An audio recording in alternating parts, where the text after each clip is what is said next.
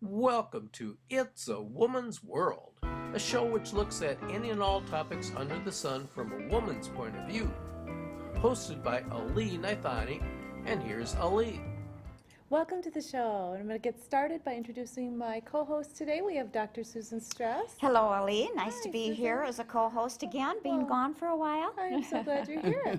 Yeah. Me too. And of course, Uma Janga. Hi, Uma. Hi, Ali. It's great to be here as usual. It is. It's a good day. And it's Yes, it is. It's a great day because we have two of our guests that I'm going to introduce in just a moment, but really important subjects. And we're going to talk about some subjects of prostitution, human trafficking, and so let's get started with that and the good work that our first guest is doing. And her name is Latriste Graham. Welcome, Latriste. Thanks for coming back on the show. Thank you. And she Thank you. is the founder and the president of Coming Out of Bondage. And we're going to hear more about your organization and your mission shortly.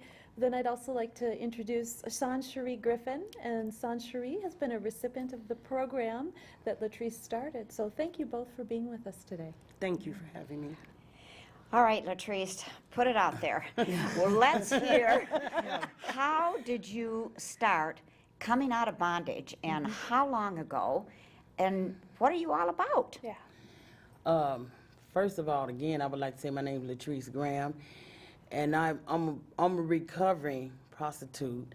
I was in the street for 29 years. Wow. I went back to from the age of 14 up until I was 41. I went back to get my sister that was in it once I was clean for a year. So when I went back to get my sister, I seen some other women that needed some help. So my sister didn't come out that same time. So I think another lady or a guy came back. No, a lady came back, and I got her started, and that's what started Coming Out of Bondage. I think it's very, very important because this is the most organized crime other than drugs. This is a very organized crime that's attacking our children and our young women. But the demands are high for kids that's 9 to 12. In some countries, 14 is too old. So they want kids like 9 years old. So my Coming Out of Bondage, we got started, well, we officially became official about 6 months ago. But I've been doing what I do like for about 4 years. Yes. And it's been an ongoing process for me to get it started. But my thing is to help and prevent our children from being trafficked. I want the sex trafficking. I want to make it where it won't be easy for them to manipulate and force and beat our children into submission. And first you got to understand, how do they get them? How do they get our children? They give them this false promise that some come because they say they're going to get a better job. Some kids just run away from home because of what's going on at home. But a lot of children are being prostituted and pimped through sometimes it be a relative. Sometimes it happens in the house. And a lot of children run away because of the abuse that's being done at home. And the attention and the nourishment that they're not getting there, so they go on the streets. So a predator will spot them and tell them that they got a better place for them to stay, that they will love them because they know this is what we're looking for. A predator don't know how to spot a vulnerable child, a vulnerable woman, young woman. So they say all the good things that you want to hear. You can get this nice car, you can wear all this nice jewelry. Look, we can have our own apartment. I'll let you do this and that. You be wearing all the fashion clothes, and you know about the kids looking at the stuff that's on TV right now, like the new housewives. When they look at that, they want that hair and the eyelashes and the behinds, and because today that's how children getting poisoned because the minds of the music. And they think women with big butts is more popular. You understand? And with the long hair, so that's also got a lot to do with our children being tricked into sex trafficking. So how can we prevent this? Now, this what I do. I go hang out where pimps hang out at, where predators go hang out. At the malls, they hang at the libraries, they hang downtown area, the bus stop. The only place I haven't been is just at the airports. So how can we protect our children from becoming trafficked by a predator? And Latrice, this Yes, is, we're talking Shoot, 'cause about, I'm- as you said, some of those places that you listed off. This is happening right here in Minnesota. Yes, Minnesota is Yeah. the 13th state, the largest state of being popular for human trafficking. I mean, Really? sex trafficking and human trafficking. Okay, so that's why when we're so grateful that you're both here on our show today, because I think we need to talk about this more. Sure. And we need to get this out. And an organization like yours, Coming Out of Bondage, which is doing great work in addressing the issue head on, you are getting out there and you are saying enough, and this Yes. has to stop. I'm so tired, And so, real tired. Soncheary, tell us about you and your experience, and how did you and Latriste come together? Okay, first of all, me and Latrice, we grew up together. She was a couple of years older than me, but it was where we grew up at, it was the projects, low income, you know, not a lot of money, but we had good love, and you know, our families, and you know, everybody watched out for everybody else's kids. And then the drugs took place. The drugs hit like really hard in like the 80s, you know. So So how old were you then? I was like 13. Okay. And I started smoking marijuana, and I graduated, you know, because I was constantly around it. It was sold right in the building. We didn't have to go out of the neighborhood. It was just right there to your disposal, whatever you needed. And so I was doing the marijuana. That wasn't good enough. It, you know, I felt I needed more. Yes. And then I started smoking PCP very heavily, very heavily. After that, I smoked that for years, and I started stealing. And you know, I noticed when I did the marijuana, I wasn't really stealing, but now I'm graduated, so now this is a more powerful drug, and it's fierce. So now I'm stealing, and you know, and people are watching me. They don't want me around, you know, and Stealing money or stealing Stealing- items to sell to get the drug? stealing money, stealing items, and you know, just trying to feed that addiction. It had no longer became fun. It was a addiction. It's something that I needed and I must have. So how old were you at this point? At this point, I was 16. Okay. I was 16, and I was still trying to go to school, and you know, and hang out, and you know, I was just trying to just live, but it wasn't working, you know, because the drug had took over. Then after 16, I went to heroin. Now I'm 18. So that was a whole nother ball game. I started selling But your my parents, body. sorry, I just wanted to know, your parents knew about that and were they involved in that? Well, my dad, he wasn't around. So I had my mom. She was a strong individual, but you know, as teenagers, you don't go tell your mom everything. You're hiding. You're sneaking. That's true. You know, That's you're right. not. You know, you're staying out of sight as much as possible. And then my mother started working, so you know, she wasn't around much. And I had two older brothers, and they were like, my oldest, he was gone all the time. He wasn't around, you know. He had started using weed before me and my middle brother. So it was just me and my middle brother.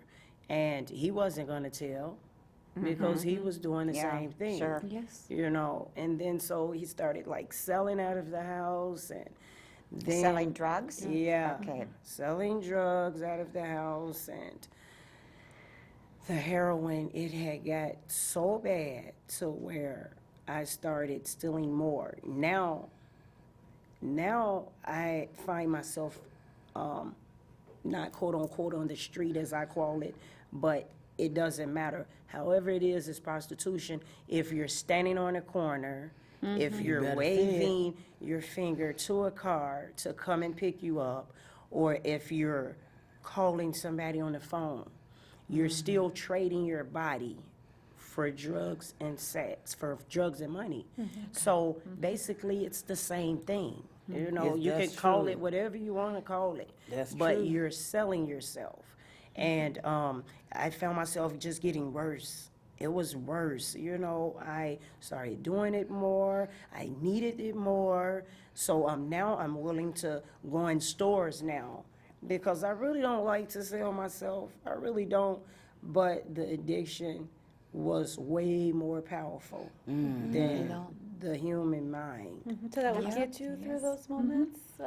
I'm just wondering, Soncheary, when you said, like, you didn't like to have to sell yourself, but No. that addiction was so high It was so... that you knew if you just did this, it would get you what you needed. And I can just get over it. Just do it Okay. and get done. Okay. Do it, That's get true. it done, Yeah. and get what you need. Okay. Go on It about must your have been business. so scary. You Yes. weren't very old. It was really scary because you're getting in a truck, you're getting in a van, and you don't know these people from Adam's apple. Yeah. You know, you hear the stories that people get, you know, women get killed. Yes. But that's so far in the back of your mind because that addiction is right there. It's at the tip of your head. And it's like, get me, get me, get me. No matter what it takes, I had to get it. That's true. So now I'm stealing out of stores, you know, I'm doing everything that I possibly can to get my fix. And Sonchery, were these people who were is it correct to say who were the pimps or the people who would take buy these services right from you? Are they like, it's like people we would see on the streets? Are they like everyday people? Yeah, that's Yes. Yeah, the question I had to. How do you how do you identify recognize that them? trust? Yes, Especially can't. Yes. you can't, but how would, you said the mall and the library, so when parents or Yeah. even us, I'd be just curious, Yeah. what do they look like? Be- How do you identify because, that because trafficker? when you're in the drug world, you know the approaches, you know the walk, you know the look, you know that because you've been in that drug world so long. That's right. You know what to look for. That's true. Okay. And that's something that you get when you're in the streets. You learn the talk, the walk, and the looks. You can just look at each other in the eyes, And and you know. can just about tell. Yeah. Yeah. I was on the bus, and this guy said, I'm a promoter. I'm like, baby, bye. I'm like, what promote? What do you promote? Right in the door, I knew what time it was because the way he brought it to me. So I started talking like he talked. Yeah, what's up? Shoot, tell me what you do. What it do? Tell me, baby. Like that, 'cause that's how they talk. Right. You know, so he started telling me. And I knew it. I'm sitting up there looking at him like, thank you for the information. And I got up, I said, I want to move to another seat. I want to sit here and you enjoy your ride. You know, so that's how I know the way they look, and also by me know how to fit in. Because I've been in the game so long. So I know how to fit in. I know how to go anywhere on their territory and fit right in. You wouldn't even know. I know they talk. I know how they talk, they dress. Yep. And you could just about tell the one that's insecurity too. You can just tell because we've been there. Right. So you recognize your own. Yeah. But Definitely. aren't some of these people, they're the ones who know to walk the walk and talk the talk. But my point I'm getting at, my big question is, some of these people, I believe, are just everyday people that I might pass in the downtown Skyway system They who are. have Yes. jobs They are. as maybe attorneys, as business people. Them the ones, them the know. Johns. Yeah, so Yeah. Them the that's what Johns. I want to know about that because I think many times in our mind we think that these people who buy these sexual services from people, from prostitutes, are a certain kind of people. But my point and my question is more of some of these people are the everyday people that we Yeah. may not Yeah. realize. Yeah. Am I correct on that? Yes. And Okay. And I don't think I believe, that majority of the time, you have to just wait till they approach you. That's right. With the ones that may not use drugs or look like they use it, because they have enough money to clean up, and have a certain look. Every time they learn something new, we got to put it out there to show them what to look for. Yes, and That's- this is, Definitely. you That's picked very up important. That's exactly important. the heart of my question, because the heart of my question is when you see those police stings, many times it is the people that you just don't think would do those things. You just cited the right? So that's where I think we need to open our eyes. But I think the other thing that we need to also say is, if you are a person out there who has these tendencies, who wants to, what I'm going to say is hurt a child, because that's what that is, right? Right. It's hurting a child. Abuse them bad. Abuse and the hurt of a child. If you have those feelings, those desires, those hurts, those thoughts, get help. We need to Yes. tell those people, you can be helped. That's wrong.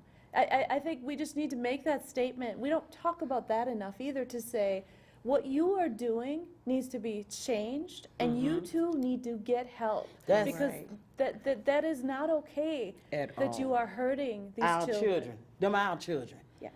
That's my opinion. That's my personal opinion. I ain't got time to be playing no games with you when it come to these kids. Now, it's something in everybody that know right from wrong. That's right. You know that that's wrong. You know that's wrong. So I can't continue to allow you to do this because you need the help. Right. You understand? We have to surrender in order to get any help that we want. But first of all, we got to admit that I got a problem. Exactly. I can't get nothing if how I know how to work on something if I don't have the awareness of what it is that I need help with. That's right. That's right. That's just like a maintenance man coming to your house. Yeah. If he ain't been trained to know, if he can't identify the problem, how he gonna tell me how he gonna fix it then? Right. Right. Exactly. You understand? You gotta identify the problem in order to get help. Right. So, my thing is this: we are the ears and the eyes and the foot and the mouth of them children, any vulnerable child. But also, men's been sexually molested and abused, so hurting people hurt people. Right. You don't. The All pattern. the the time. Correct. continuation, Right. And see, if we don't get this together, it's gonna continue to be a cycle. Right. In order for anything to get broken, something got to die. Right. Something got to die in order for something new to live. Right. So how we do that? Exactly. Well, And how then did you recent- do that? You as a victim, I get all and I get emotional. Shock, I ain't crying. what did Latriste do to help you that you were able to break it and get help? First of all, I can only imagine knowing He's a brave Latriste. actor. He's a stronger. I was emotionally and physically and just broke down, tired. And to be honest with you, I was basically tired of being homeless. I slept on the trains. I slept outside. I, went from shelter to shelter, pillar to post, and I just got so beat down and tired of trying to find my way. And I had got to a point in my life that I figured I was going to die using. I'm not going to ever get clean and live life. And Yes. so my god sister, she a very good friend, very good, Yes, good she person. is. And she's always been with me through my addiction. She stuck by me. You can do this. I know you're better than this. And so she said she came to me one day and she was calling me and I wouldn't answer because, mind you, she don't use, so she's very outspoken, very demanding, and she gets what she wants. So I'm like, That is, oh man, I'm like, okay. So I didn't answer the phone because I wasn't ready to deal with her, And so she said, I'm gonna keep calling back until you answer this phone. You better answer this phone. And I'm like, oh, well, let me just call her back. I call her back. She said, look,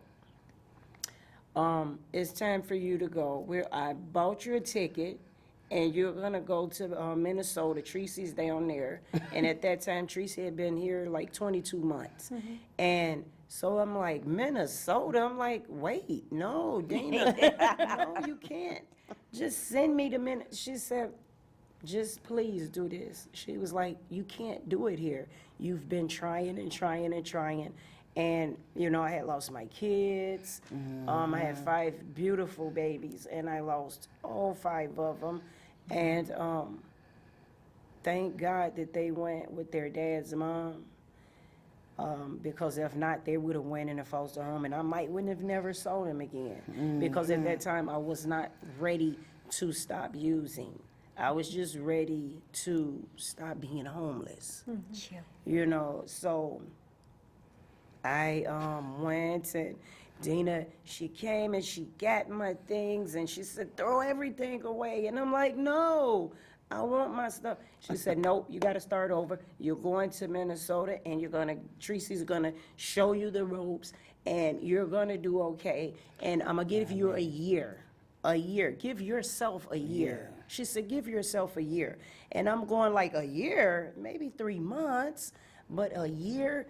And I got to Minnesota, and I was literally frightened because I've never been I was out of my element. I'm like, oh no, I'm in a new state. I've never been out of I've been to visit and, you know, trips with my auntie, but never to live, you know, just packed up and left Chicago.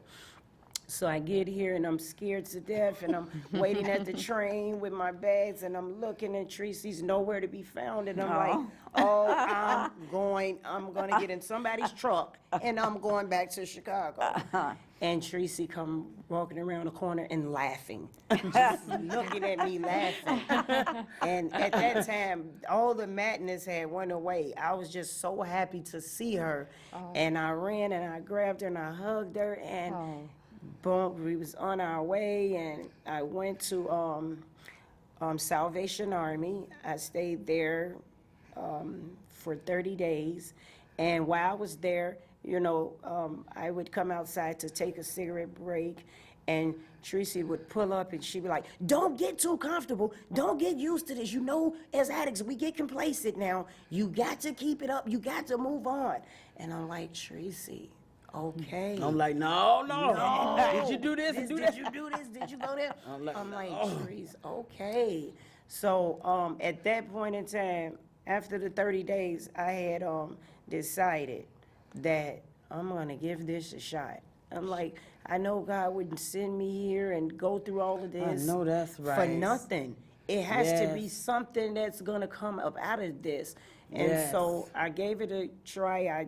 I did the 30 days, and then I went in treatment at RRC, Resource Recovery Center, and I stayed there for 5 months. Yes.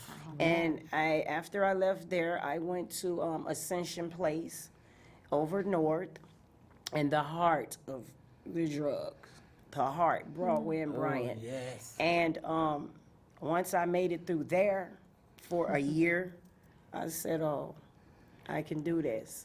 That's And good. so, Congratulations. I know. What a story. See, sometimes For we both feel we of lose you. our control too. Like, you know, I cannot do this anymore. yeah. It's really hard. And, you know, I've come It through, is. I've It's been very shot. hard. You know, I've almost died. I've been shot in my heart. You know, I've been stabbed. I've been beaten by gangs of boys with bats.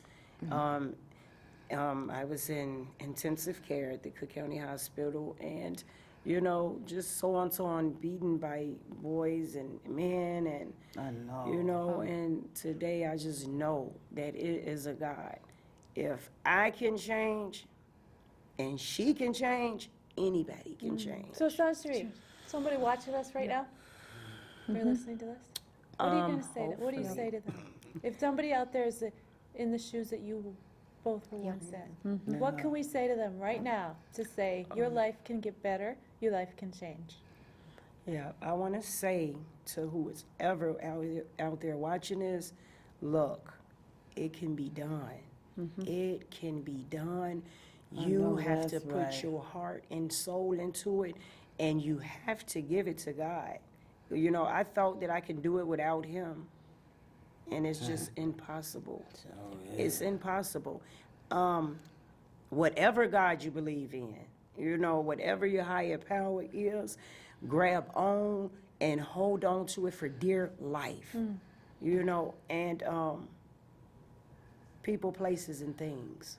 Change your teammates. Change the the team. people, the places, and the things, family members and all. Sure I had do. to leave all my family Yes. members behind. And I thank God today that I did. Because if I didn't, I would have still been stuck. But now you're in touch with your children though, right? Yes. Yeah, I have 2 children live here Yes. with me. Isn't that great? Yeah. Look at Yes. her light up. Yeah, I Isn't know that it. great? Yeah. Well, Yeah. thank you to both of you. This has been just your stories are incredible.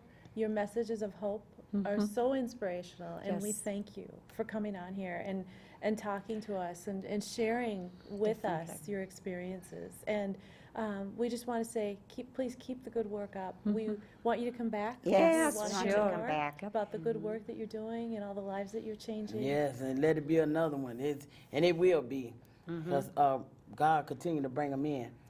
But I would like to say, first you got to surrender, you got to admit it, and you got to surrender and be willing to fight just like you did when you went and got that bag and that money. You got to have that same determination, because I used to go out of the house and say, I'm not coming back in the house without this and that, and I meant that. And soon I went out the door, that was my focus, that money and them drugs. Yeah. I didn't come in the house without it. So I knew when I came down here, I had to fight, and I was just willing, because it's always been in me to fight. Always been that type that'll fight. Right. In a negative way at first, but now I'm willing to fight, and I'm positive just way. right, fighting in a positive way. Now I'm not afraid to confront nobody either. I ain't never been like that anyway. But You haven't. no, for real, because it's doing the job that I'm doing, I'm gonna have to confront a lot of people. Yeah. I'm gonna have to confront them and call them out on their mess. Yes. You know what I'm saying? So But you're saying use that Yes. spirit that Yes. That that same drove thing. you to get or The that drugs. to get those drugs. And the use it to Johns. fight it now. You that's got it. right. And I agree with you, Gorgeous. We do need, the men do need the help.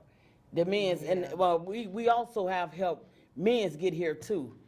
Men that was, and then now they working and they doing things. I just don't pay for them to get here. They have to pay their own way, because the fund is Yeah. for the women. Let's call it what it is, because you are willfully harmful and being harmful and inflicting pain upon a child. You could call it titles of it's abuse, and you That need is to get help. abuse. to And deal not with just it. mentally, that stuff is emotionally, mentally, Yeah. and physical abuse. Yeah.